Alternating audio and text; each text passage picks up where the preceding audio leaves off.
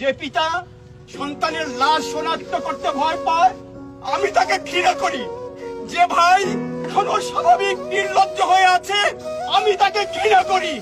যে শিক্ষক, বুদ্ধিজীবী, কবি ও কেরানি প্রকাশ্য পথে এই হত্যার প্রতিশোধ চায় না, আমি তাকে ঘৃণা করি। এই মৃত্যু পতাকা আমার দেশ না, এই জল্লাদের উল্লাস মঞ্চ আমার দেশ না, এই বিস্তীর্ণ শ্মশান আমার দেশ না, এই রক্ত স্নাত কসাইখানা আমার দেশ না। রাজাকার শব্দটা প্রকাণ্ড একটা গালি, যাকে তাকে দেবেন না। আমার ছাত্রছাত্রী, আমাদের মেয়ে ছাত্রছাত্রীদের উপর যে লাঞ্ছনা হয়েছে, তার বিচার বিধাতা করবেন। তার বিচারের জন্য আমরা নেমেছি। তার কাছে বিচার চাবো। কোথায় বিচার চাবো? আমরা ঘৃণা জানাই। আমার কথা আমি বলতে পারবো না, আপনি তুলে নিয়ে যাবেন।